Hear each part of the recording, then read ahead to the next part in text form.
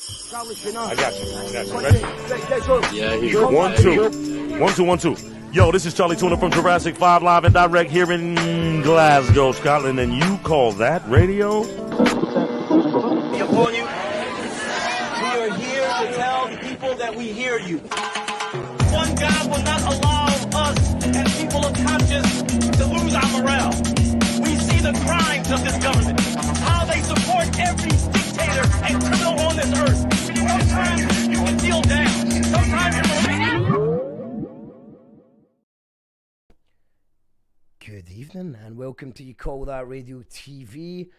We've got an absolute legend on the show tonight, Euna Baines, and I think we can go live to her just now. Hello Euna, how you doing? Hello, I'm good, thanks. And yourself?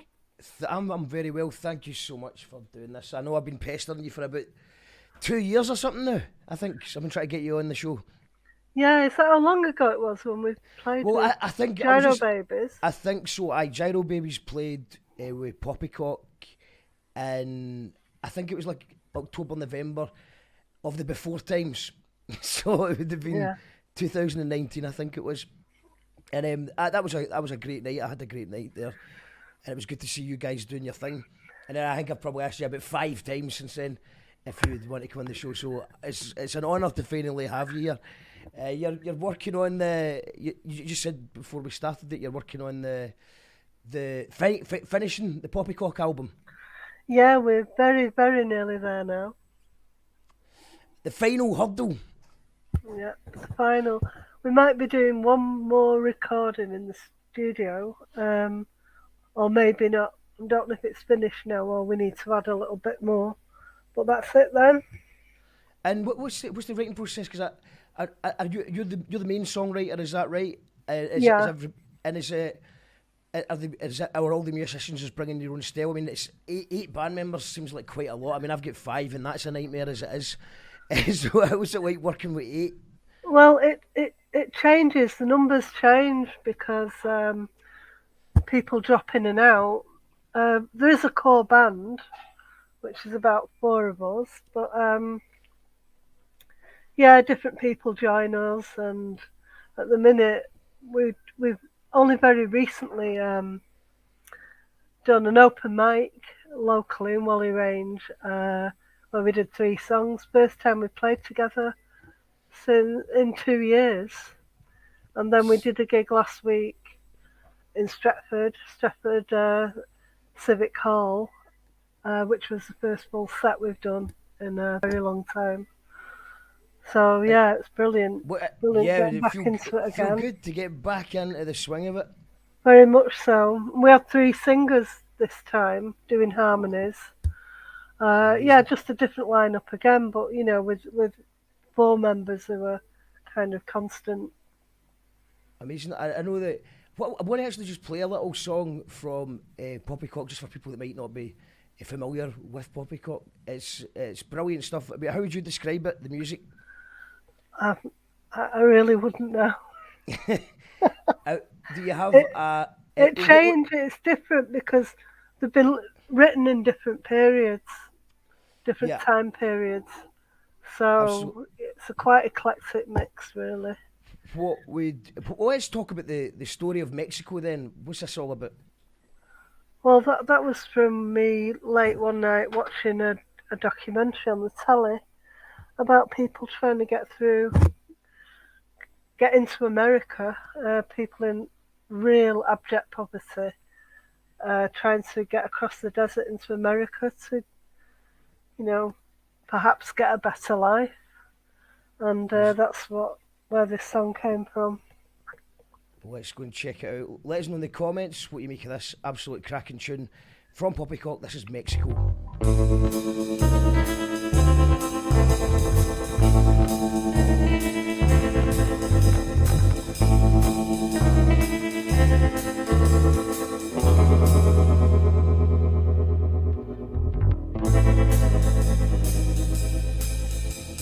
7 months pregnant, 1 bottle of water. She doesn't know she's carrying a son or a daughter. She's walking across the desert from Mexico.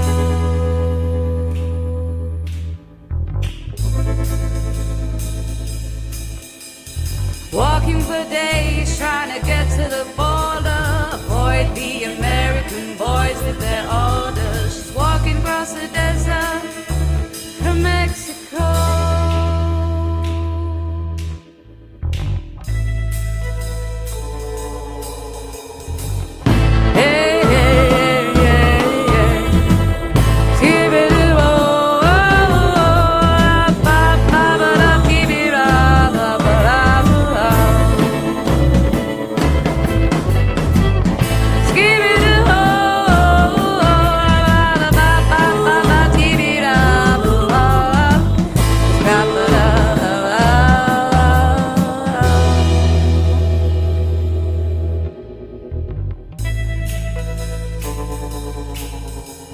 Sun is shining on the melting sands. She shields her eyes with her wily hands.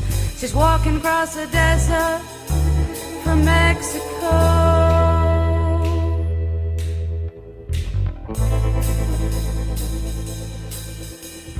Moving her body through the blistering heat and jiving like a circus to a conga beat. She's walking across the desert from Mexico.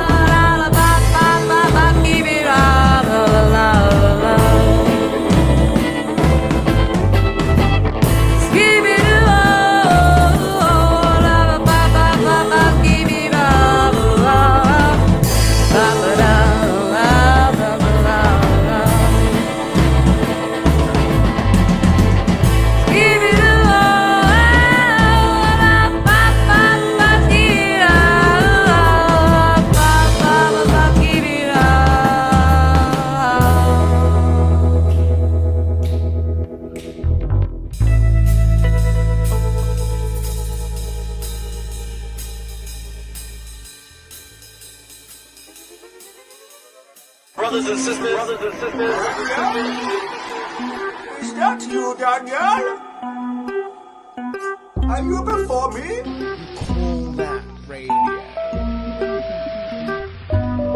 You call that radio?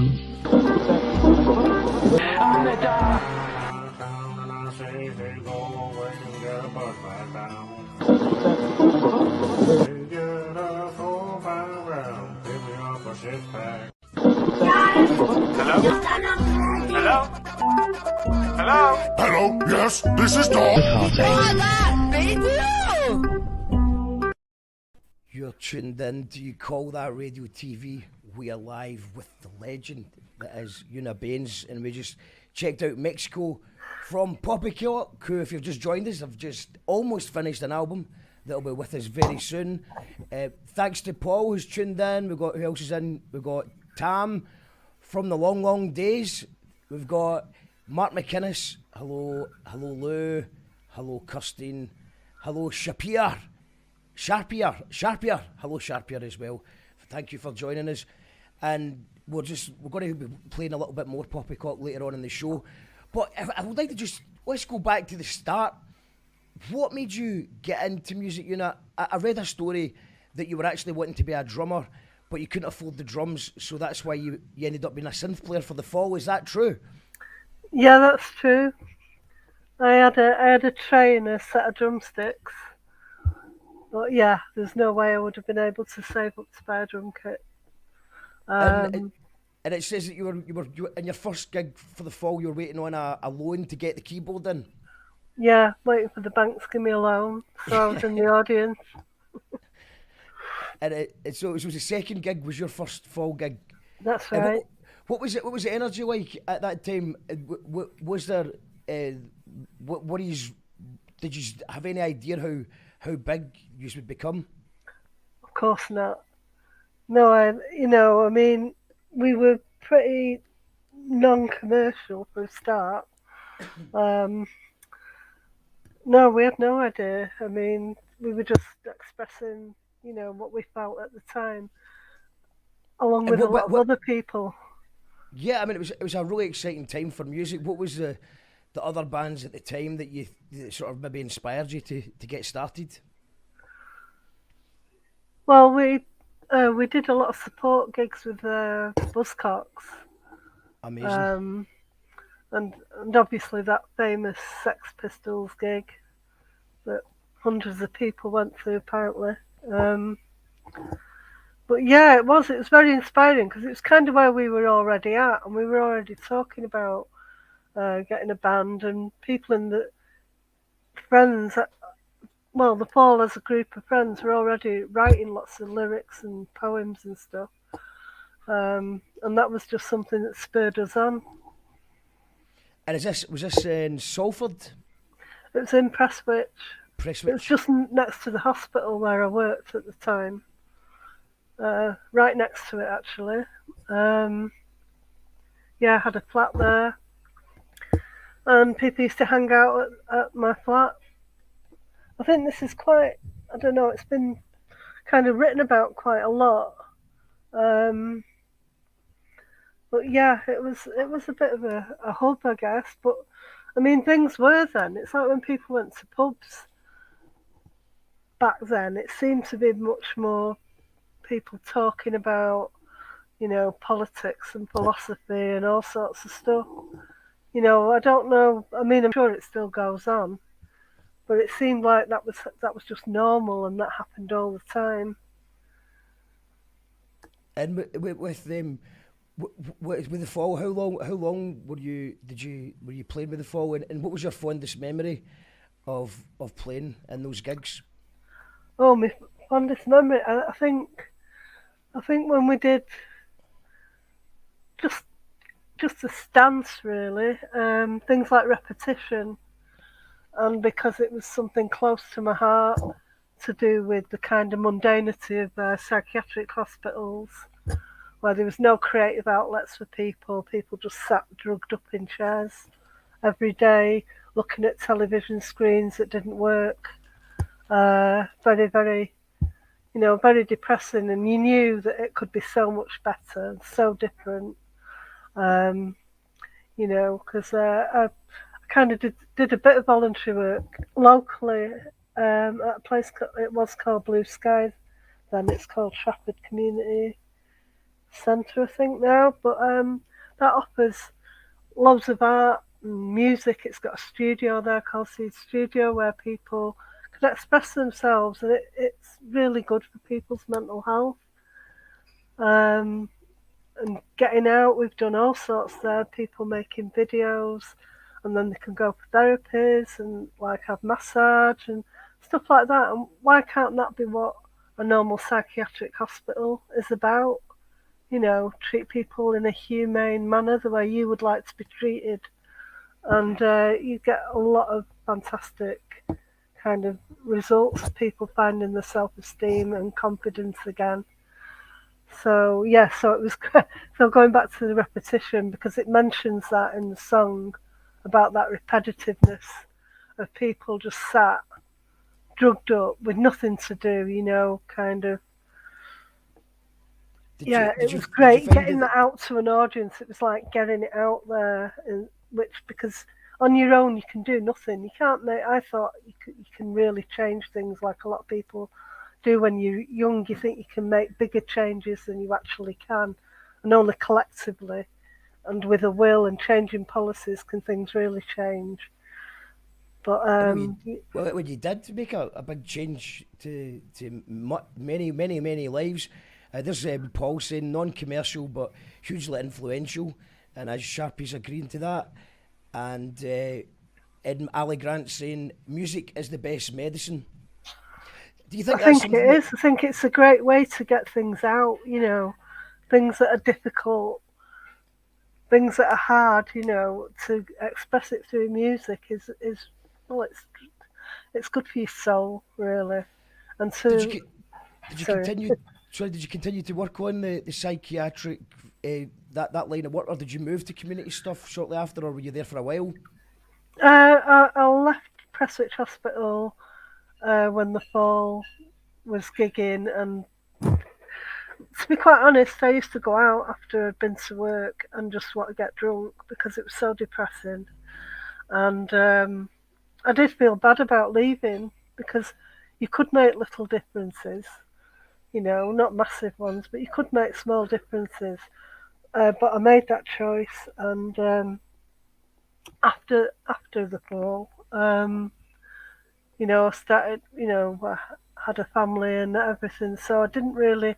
I dipped in and out of doing different things in the community, and then when my kids grew up, I could do more stuff. I did do a music project at Seed Studio, which was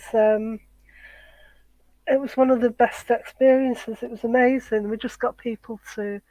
We did things like got plastic bottles filled with pebbles and water, and kind of shook it, and then recorded it, and it actually sounds like the sea coming in, and going out again, and people just kind of getting them to say, asking people to say a word that we'd based it on the 4 elements, so we got people to say a word that reminded them of fire, like burn or whatever, and they were very shy at first. By the time we'd got to the 3rd element, people were coming out with poetry. It was amazing.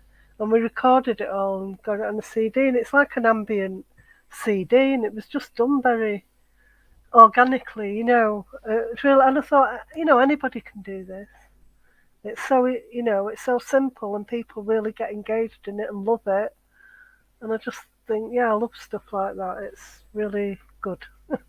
Yeah, we've had spoke to lots of people who work in the community on this show before, and it seems to be a common theme that people are always amazed that someone who's maybe doing poetry for the first time ever, and they're a bit shy at first, and then when they come out their shell a little bit, they come out with some amazing poetry. Yeah, and it seems to come from somewhere else almost. It's getting over that first hurdle, isn't it? It's like that shyness and being a bit introvert, and I mean, when the Paul first did poetry, we read our poems to each other. I had a really bad lisp. I mean, really bad, and I was very, very shy, and and I found that a struggle, to do that. So it was a gradual finding of confidence in it. It just kind of grows naturally, I guess. You just have to kind of struggle with it for a bit, and then eventually you'll find your voice. And what about, for example, playing the synth out? Did you just take to that straight away, or was that a bit of a learning curve, or did you just find that quite natural? No, well, my granny niece had a piano in her front room, and I used to play that when I was a kid. Just things like, do a dear, a female dear. I picked out and I used to do. That's what I did if we ever went to her house.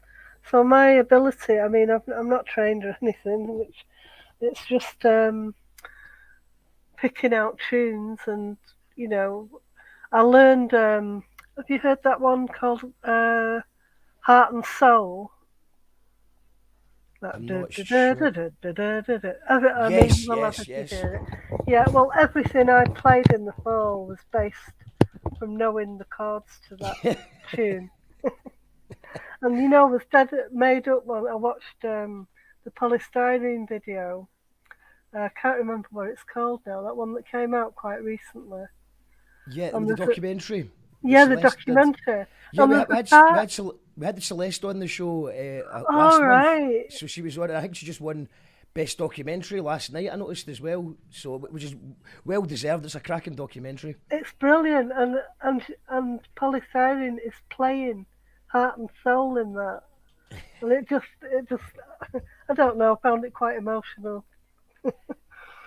Did the documentary take things back for you? Did it take you back there? Well, yeah, her spirit, definitely. We do, when we did the open mic the other night, we did our bondage up yours. We've done it a few times. Oh, we did it at the gig as well. It was on request.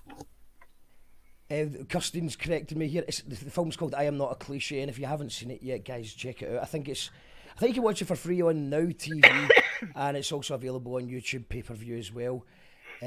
Always good, says Alexander Miller. Tam the Van says, Mark, could you please play Euna's Soundbeam? What's that? I thought it was Kyle's. It might have been trying to spell Kyle. Tam's Kyle's son, who sadly passed away earlier this year. I think he did a sound guard, like a sort of his whole house was. Send me the link, Tam, and I'll try and play it. It was like the whole room was designed for sound and lights, because he couldn't get out much. Kyle, sadly. Right. So, and it was just the way he interacted with music and lights was incredible. It was absolutely brilliant stuff. And I mean, do you think that do you think in general with? I mean, obviously we've still got a long way to go, but from what you're describing back at Prestwick, sorry if I say Prestwick, it's just because I'm from a place near Prestwick, so Prestwich Hospital. Do you think things are getting better in the way that people are dealing with mental health, the way people are dealing with community work, than what it was before? I would hope that some of the things that went on at Prestwich don't go on anymore. But I also think that, I still think that the answer to it all, and it's people's choice what way they choose to recover their mental health. But I think there's such an emphasis on drugging people, and I think maybe along with the drugs, then try all the different things. Obviously there's not a drug that's just going to make you happy sustainably. I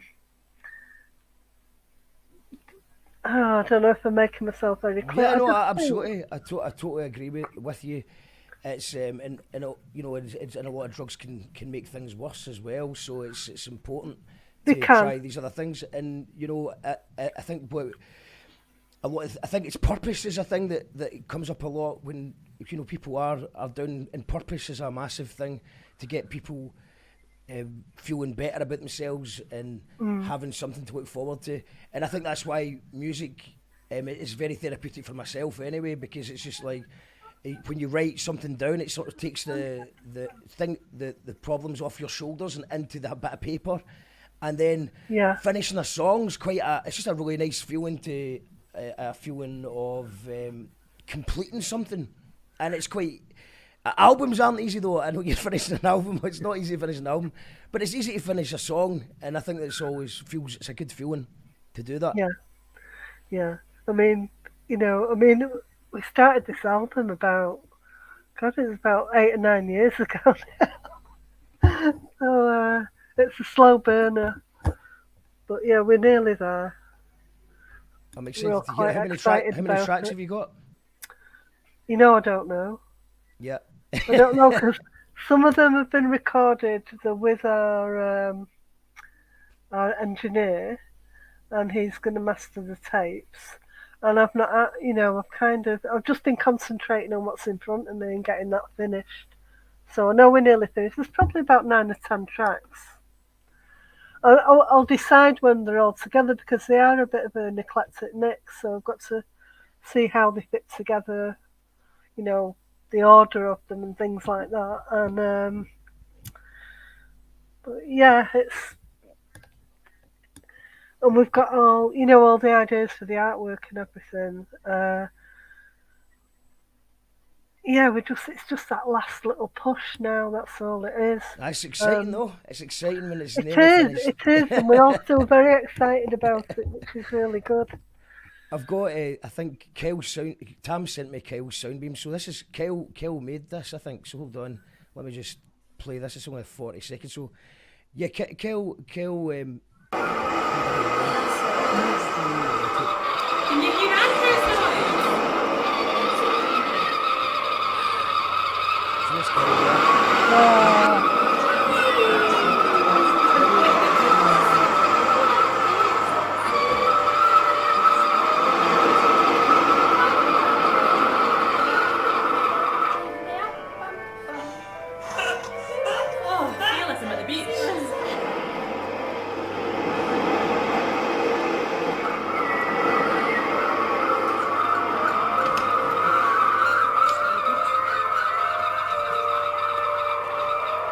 So this, so that was basically just controlled by Kyle's arm movements, I believe. Wow. So, He just looks so happy, doesn't he? He looks like he's completely a part of the sound.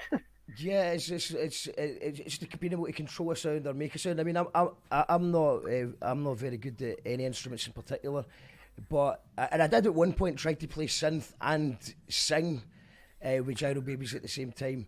But it was just too difficult. I'm not good enough to get away with that. I could maybe sit and play some very basic noises on someone else's band, but I found it really a struggle to sing and play. You know, I'm no Elton John. No, I couldn't. I can't do both. Definitely not. And some people, it's just really natural to them. Yeah, I mean, it's. I was going to ask as well about so from the fall, you went. It was just to get the timeline right. It was you did Blue Orchids, then Nico, and then the Fates. Is that right? Yeah. No. No. Oh, I don't know. Let me think. When the Blue Orchids. No, it was. With the Blue Orchids, we worked with Nico, you know, with her and as a backing band as well. And then when the Blue Orchids split up, I did the Furia album. Well, Martin actually played on it as well. He played drums on a track. He did different bits and bobs on it. So yeah, that's the order it was in. It was the Blue Orchids, then with Nico, then the Fates. What was the difference in the approaching songs with Blue Orchids compared to the Fall? There was a lot more melody. And yeah, a lot more melody. Tam saying thank you, Euna, for checking out Kyle's stuff. R.I.P. Kyle, of course. Oh, bless. And with what was it like? So is it right in saying you were on tour? So you were playing keys with Nico's band. Did you tour around Europe and stuff? Yeah. What was that like as an experience? Amazing. I mean, well, I was always a bit in awe of Nico, and never in a million years thought I would never have thought, 16-year-old me would never have thought that I would work with Nico. It's like. It's incredible. Yeah, absolutely. Yeah, it was a great experience, and a bit hair raising, but a great experience. What was your favourite memory touring Europe with Nico? The actual, performance at night. Yeah. Yeah, watching her do the end, which she used to do at the end of her set, the Jim Morrison track. Yeah, because she was good. She was good pals with Jim Morrison. Yeah, she really liked Jim Morrison, and she used to do her version of the end. Really, anyone who hasn't heard it should check it out. That album, The End, is amazing. But she used to just throw her head back and do this kind of death rattle. It's just so. I don't know, it's just amazing. Could hear the pin drop. Super. It is. What we're going to do is just going to play another Poppycock song for people that are joining us just now. We're speaking to Euna Baines, who's on the verge of releasing a new album, a debut album as Poppycock. And the song I think we've got lined up is Iggy Pop, which I'm assuming is about the great man himself. It is. And how did the song come about? Well, it came about thinking about what Iggy Pop can do, but women can't. Which basically is run around with just his jeans on. And it's considered, cool.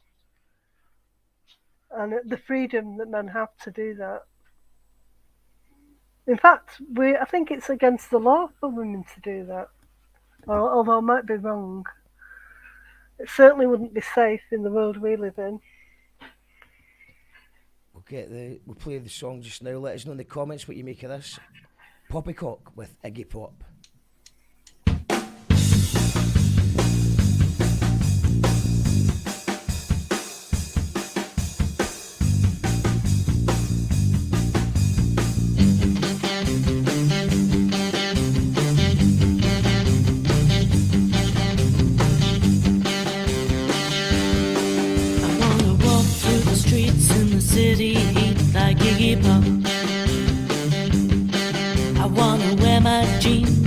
a pocket full of dreams like Iggy Pop. I think bathing in the sun should be the same for everyone. I wanna walk through the streets in the summer heat like Iggy Pop. I wanna stroll through the park without a sleazy remark like Iggy Pop. I wanna dance through the fields, clicking my heels like Iggy Pop. Feel the wind in my hair, feel the sunshine everywhere. I wanna stroll through the park without a sleazy remark like Iggy Pop.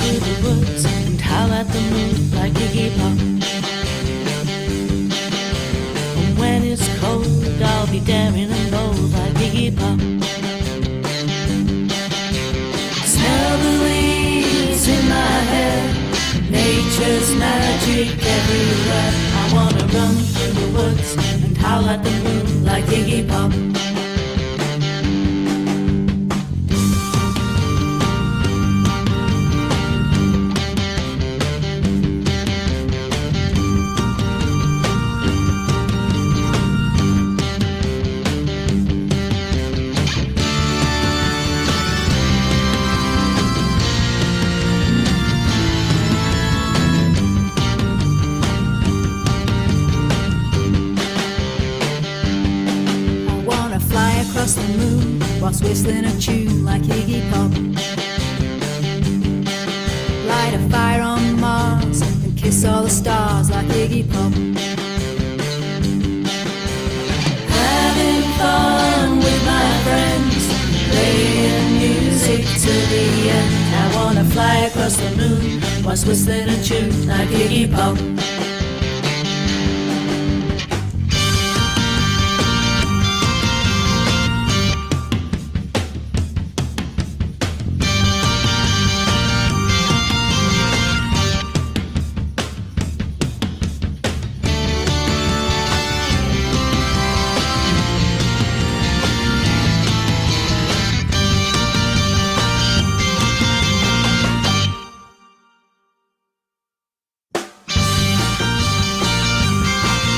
Iggy Pop.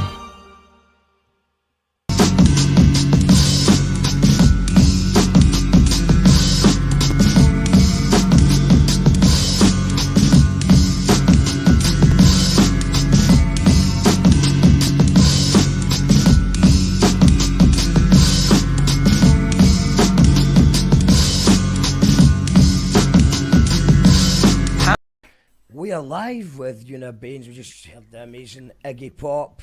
We got Lou Rogerson saying love it. And Tam's playing this show twice. He's playing it off his phone and the TV. It's a microsecond behind and it sounds amazing. So you've got surround sound and good stuff. Yeah, absolutely amazing tune. Has Iggy Pop heard it yet? Do you know? I don't know. It's definitely should be, I think we should be tweeting that at Iggy Pop. And I mean he's got his 6 music show. He does listen to stuff. Yeah. So I think it's definitely tweet worthy. Let's get, if anyone's watching this, go and tweet that song at Iggy Pop and see if he'll give it a spin. Have you did you ever meet Iggy Pop? Well, can we do the name drop? I mean, you've got all the name drops. You've been in a band with Marky Smith, Nico. What is there any other famous names that you met on your journey? Well, obviously we've met a lot of people. When we started out, obviously nobody was famous. So who was someone that you met before they were famous then? Well, people we played with, really, not people that I really had any conversations apart from say hello. People I don't hate this song. Ian Curtis. All right, okay. Ian Curtis, wow, amazing. Ian Curtis, funnily enough, he worked near where Mark used to work. And it's really weird because I always thought they looked slightly like each other when they were younger. And they used to wear the same donkey jacket. I don't know, that was an observation Mark had made. Ian was wearing the same donkey jacket when he'd see him going to work. It's got there's no other message there or anything. And what's the song you're most proud of, do you think, being involved in, or just a song that you just enjoyed playing live? Is there any tunes that you just go, oh, I'm glad I was part of that one? What do you mean with the fall, or just generally? anything? No, any song. It could be a new song. It could be Iggy Pop. It could be just a song that you just went, yeah, I'm glad that I wrote that, or I just loved performing that one live. We did Heroes with Nico. Oh, wow. That was pretty amazing because I love that song so much, and it was just like, wow, this can't really be happening kind of time. Did she pick the song? Yeah, she picked it, and we did Waiting for the Man, All Tomorrow's Parties. But I used to ask her if she'd do I'll Be Your Mirror, but for some reason she would never do that one. Well, see, I'll Be Your Mirror, that's also the name, is it a graphic memoir that you did? Yeah. Keith McDougall. He's an Australian guy. Keith McDougall. So him and his partner were staying with me, and I found out he's a massive Fall fan, and that also he was a graphic artist, and we just collaborated and did that together. We actually went, me and Keith and Sam, his partner, we went to Heaton Park so we could see all the places, that were in the book. We went to Prestwich Hospital, but a lot of that's been knocked down now. Still some of it there. So so we could get the feel of, what we were talking about. I'm just bringing up a little clip that's from Keith McDougall's website. That's amazing. Mark got sent the first copy, but I never got a response. He didn't respond to it? No, but I think it probably made him smile. I imagine. If he had any comment? Well, actually, I think you watched the show. We had Graham Duff on the show a few months back. Oh yeah. So he's trying to get the horror film that him The and Mark Otherwise. made. The Otherwise, yeah. I've still not read that yet. I'm looking forward to checking it out. Oh, it's really good. I mean, it'd be amazing if that could be made. Okay, it will be made, surely. Surely someone will take a punt on it. It's got to happen. But so what was I'm quite curious to know what the process is to make something like this. Was this a kind of, because it's just kind of, so from what the vibe I'm getting from it is kind of like a biography, but also in a sort of comic book format. How do you go about making something like that? Yeah, well, it was. I just thought that it would be really interesting to have it a visual thing, not just writing. Not just like writing a book. And because that particular part of our relationship, I think, because it was, talking about, tripping and stuff, I thought it would be really interesting visually. And I think it worked really well. And I think the scene that we're looking at just now on the screen is this when you first met Mark at a fairground? Yeah. When I actually first met him. I mean, so you didn't know each other at all, you just bumped into each other randomly? Yeah, I was with some friends at Heaton Park Fair, and he was there with some of his friends. And basically just asked me, did I have a light for a cigarette? And I just said, no, I don't smoke. And that started a conversation. And how long, at that time, did Mark show that did he have any intention of, did he talk about starting a band, or did that come later? Yeah, quite early on. Yeah. I think he always had it in his head. He was always kind of, what would you call it? kind of beatboxing with his mouth, if you know what I mean. Yeah. Rhythms and stuff. Like, that was just like a habit. So, yeah, I think he always had an intention to start a band. And can people get the I'll Be Your Mirror? What's the best way for people to check the book? Well, I've got a link here actually, so you can buy it here. I believe I'll put $9. I'll put the link in the comments for if anyone wants to check it out. I know that there's quite a few fans of the Fall that watch this show, so I'll put a link in the comments, guys. Go and support the book. I'll be getting a copy because that looks amazing. And amazing. So I've got one more song lined up. It's Magic Mothers, and there's a big element of magic to just the sound of your music and also the lyrics and stuff. Could you tell us a little bit what Magic Mothers means to you? Magic Mothers are a group of women who live in a forest and live, they live off the land, and they're kind of hidden in nature. And every now and again they come out and rescue women that are trapped in the patriarchy and get them to join Magic Mothers. Amazing. Superb. And good luck with the new album, and thank you so much for joining me today. It's been an absolute pleasure. And please do come back on with some of the band when you've got the album out to promote as well. Well, thanks very much. It'd be great to get you back on. And for anyone who's tuned in, we're back tomorrow night for Mark Sams from Alabama 3, aka Rock Freebase. He's made an album for our dearly departed friend Jake Black, the Reverend D. Wayne Love, and it's getting launched tomorrow, so he's coming on the show for a chat tomorrow night about that. Thank you very much, Euna. I'm going to play Magic Mothers, and will this be on the album? Yeah, but a different version. A different version? Well, this is the early version. Amazing. We'll wrap it up with this. Thank you so much for joining me today. Thanks for inviting me. Hopefully I see you next time. You've got the album out and we can celebrate that. I'm looking forward to reading that comic as well. That looks amazing.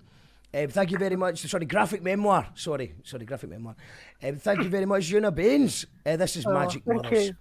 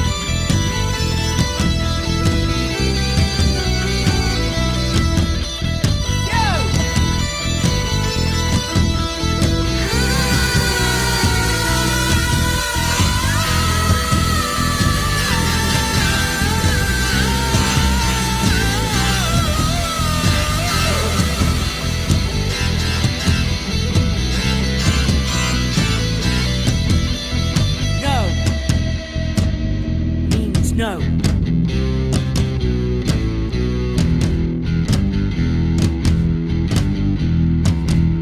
Stop. Please stop.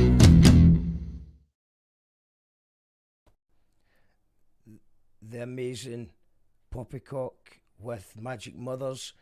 Love this, says Paul. Ace, says Kirstine. Cracking tunes, nice one, says Mark McInnes. I've got an echo happening. Oh, that's from Facebook. I don't know if you're watching it on Facebook. I don't know why people still watching Facebook. It's better on YouTube. So thanks to everyone who's watching this though on Facebook, Twitch, Twitter, and if you want to watch it back, it just sounds a bit better on YouTube. Although I've noticed that there's that StreamYard sign. It's on the screen. I think I changed my plan because I pay about £45 a month for StreamYard, and I got a Christmas deal for £10 a month. But I think they've reduced me onto a different thing, so it actually might be not a high definition on YouTube this time. Sorry about that. I'm going to change that. I don't know if it's really what for. You tell me, Mark McInnes, since you're a sound guy.